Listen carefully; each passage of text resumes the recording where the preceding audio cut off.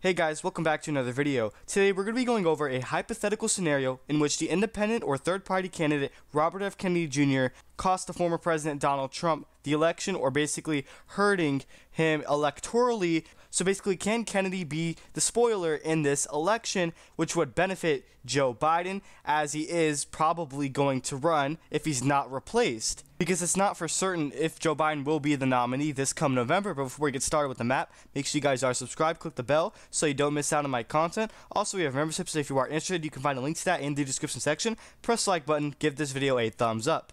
Now back to the topic of today's video. I'm going to be filling out this electoral map in a hypothetical scenario in which RFK obviously hurts or costs Donald Trump the election. Basically, he plays spoiler and takes away some support from Donald Trump, which would be great enough or significant to hurt him in some of these swing and battleground states, for example, Arizona, Wisconsin, Michigan, Pennsylvania, even a state like, Minnesota, for example, that will cost him the election, which would hand Joe Biden re-election if he is the nominee, because we don't know if he is. So, starting off with the likely states for both of these candidates, I do think Florida is going to be likely no matter what. It's a guarantee at this point for Donald Trump. The entirety of this state completely has totally abandoned the Democratic Party. Even Hispanics, Cuban Americans specifically, have shifted towards the right. Miami-Dade County flipped from blue to red in the 2022 midterms. Ron DeSantis and Marco Rubio won by almost 20 percentage points. And even a state like Texas will be, likely for Donald Trump. I expect him to, perform very,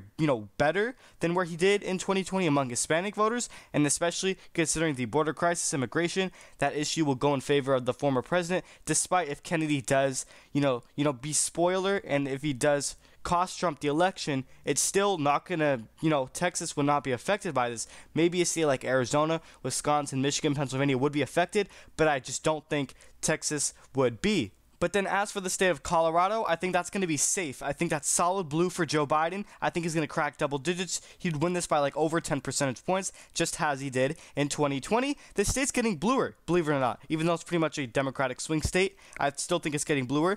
And then New Mexico, I think, is likely for Joe Biden. He'll win it by a margin of somewhere in between 7 to 10 percentage points, especially if RFK spoils the race in favor of Joe Biden. A place like Albuquerque, that type of city, is too hard for Trump to overcome the votes. It has a lot of white liberals in that county, so it's really hard for Trump to overcome that as well.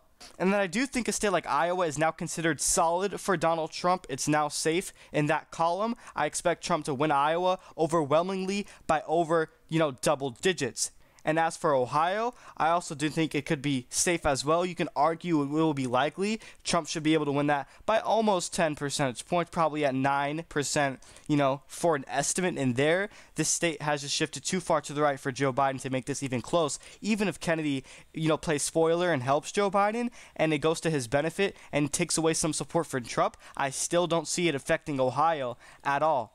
So now moving on to the lean states for both of these candidates, starting off with Trump. I think Georgia is going to be lean, even if Kennedy does help Biden, when he takes away some support from Trump or he plays spoiler. I still think regardless, Donald Trump is the victor in the state of Georgia by probably a couple percentage points, 2%, as well as North Carolina. Trump would probably win that by like 2 to 3% in a scenario in which RFK costs Trump the election when he takes away more support from him than Joe Biden, because actually 57% of RFK voters said they would vote for Trump if RFK was never in the race. And if you're asking where I got that from, well, RFK said that himself. RFK said exactly that 57% of his support would go to Trump if he, never announced his candidacy for president. And that's a fact. So it slightly hurts Trump a little bit more, but I still think there are a lot of, pissed Democratic voters on that type of base because Biden is just a terrible candidate and majority of this country wants him to step aside. They could go over to RFK, which also could hurt Biden. In this scenario specifically for this exact video, it's only going to help Joe Biden in the long run, or whoever the Democratic nominee pretty much is, and it's going to hurt Donald Trump if RFK does play spoiler in this hypothetical scenario. I do think the main reason why I have Georgia going to Trump despite RFK helping Joe Biden is because the margin of error was just so small. It was roughly 10,000 votes back in 2020, and I don't expect Biden to perform as well as he did among African American voters. It's just not going to happen this time around, considering that this year is less favorable for the Democratic Party than where they were 4 years ago. I just don't see Georgia. And also, by the way, they passed a law in which I believe all absentee ballots have to be counted in by 8 p.m., no later, and it will be, rejected after that time, period. And so if that's the case, that's probably going to go in favor of Donald Trump even more. And as far as North Carolina goes, this state's actually getting redder, believe it or not. Republicans keep gaining a new registered voters, so the state is not going to go to Biden or any Democrat in this election anytime soon. Maybe 2028 or 2032, but as far as, right now, North Carolina is going to stay red. Then as for Joe Biden, I think Virginia will be lean for him, as well as a state like Minnesota and also the state of New Hampshire. I think those will be the 3 lean states for Joe Biden in this scenario if RFK plays spoiler and hurts Donald Trump to Biden's benefit. So as for Virginia goes, I really do think that this state is pretty much a Democratic state, obviously. But despite Governor Glenn Youngkin endorsing Donald Trump, that may move the needle just a little bit, but still it's not going to be enough. And if January 6th is a real issue, obviously it happened in DC, which is in between Maryland and Virginia. You can argue Virginia as well, wherever that place is. Still, I think that can hurt Trump in the long run because Virginians overall aren't really fans of Trump. They don't really like MAGA, and so with that being said, I think Kennedy can definitely help Joe Biden in this state. But then as for in Minnesota goes, in my opinion, this state is getting bluer. Obviously, Minneapolis is shifting towards the left, and white suburban women are really favoring Joe Biden, and I think he might even do better among suburban women. And this entire election, I think, will come down to the suburbs. It's not going to come down to the rural area. It's not going to come down to urban places. It's going to come down to the exact suburbs. And I think if women really show their support for Biden because of, reproductive rights or whatever you want to call it, and they drive voters to the polls, especially with RFK being on the ballot, being a factor, if he can steal votes from Trump or take it away, not really steal, I should say, then I think that can go to Biden's benefit in the state of Minnesota. As in my opinion, it's a very blue state. And as for New Hampshire, despite it being a very anti-incumbent state, I think that's not going to matter because there's a lot of college-educated voters, and that would really go and, benefit Joe Biden. He does well among college-educated voters, and New Hampshire is exactly that. So I do think New Hampshire is also going to, reject Trump once again, just how they did in 2020. I think that they will vote blue for Joe Biden this time around, especially if RFK hurts Donald Trump. Then as for the tilt states for these candidates, I do think Trump would win Wisconsin by a tilt margin of like under 1%, and Nevada as well by probably a little bit over 1 percentage point. Ultimately, at the end of the day, even if RFK plays spoiler, I still think Trump wins Nevada and Wisconsin in a pretty much nightmare scenario. Just don't see how Biden can win any of those states at all, especially Wisconsin.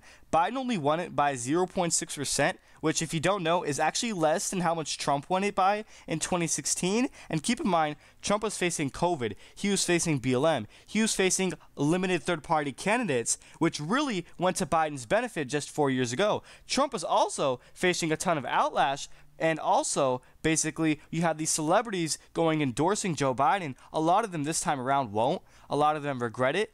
And some actually have publicly endorsed Donald Trump. So the tides are turning in favor of the former president. But in this exact scenario, I still think Trump's going to win Nevada, as Washoe County and the Vegas area, Clark County, is shifting towards the right. Trump's going to perform very well among Hispanic voters. And I think as far as the Rust Belt goes, it's going to come down to the hardworking class, those blue-collar workers, especially the college-educated voters will help Joe Biden. But still, Trump's going to win both of those states at the end of the day.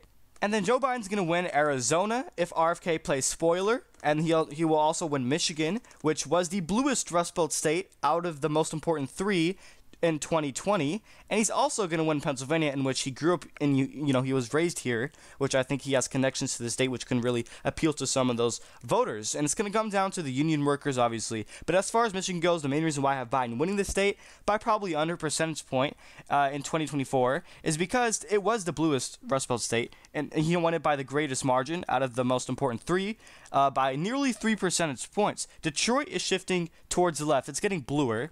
And suburban women can help Joe Biden significantly in this state. And also, he got endorsed by Gretchen Whitmer, the governor, who's very popular. I think that can ultimately carry him, to victory. And especially if Kennedy does hurt Donald Trump in the long run by taking away some of his support, which can narrow up the race and make sure that Joe Biden gets past 270 electoral votes, which in this scenario, he does get 271 to Donald Trump's 267 to be exact. And as far as Pennsylvania goes, I think if Joe Biden's able to hold on to Erie County, expand his lead in Centre County, or actually hold on to that county, and also win Northampton, which he only won that county by 0.7%, as well as run up the numbers of some of these stronghold Democratic counties like Philadelphia, the Pittsburgh suburbs. And then as far as Arizona goes, this state's getting bluer. You have Californians moving down to this state, which if they bring their political views with them, this state would only go in favor of the Democratic Party.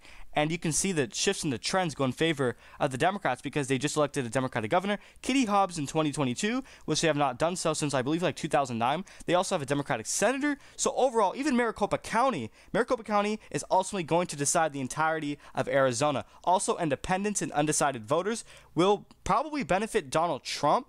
But still, if Kennedy does hurt Trump in the long run and take away some of the support, it might be enough to carry Biden over the finish line. So this is basically my take or my analysis. If Biden wins Maricopa County in the state of Arizona in this election, he's probably going to win this state. Now, if Trump flips Maricopa County because he won it in 2016, then Biden's probably going to lose or not hang on to this state. And before I close out this video, I do want to mention that RFK at the current moment is polling at 9.6% on the RCP or Real Clear Politics averages. But a recent poll from Harvard-Harris actually shows him nearly getting 20% of the overall national popular vote, which is similar to Ross Perot back in the day, which obviously is not enough to win, but it's still pretty significant for a third party, and he can definitely play spoiler in this election. So do you think RFK will hold on to his 9.6% as if right now, or do you think it will decline? Because usually, typically in elections, third party candidates underperform the polls on election day, so they do worse than what they were polled as previously. But in my opinion, this is kind of a hot take. RFK would do better on election day than where he is polling right now, which is kind of the opposite of what you're seeing in the past elections, because Joe Biden keeps getting worse and worse as the day goes on, or as the election goes on. So, which would actually help Donald Trump. In this video, we did a scenario in which it helped Joe Biden. So that's pretty much it. One last final reminder before I end off this video is to subscribe, click the bell so you don't miss out on my content. Also, we have memberships, you can find a link to that in the description section. Also, press the like button, give this video a thumbs up. Thank you everyone for watching.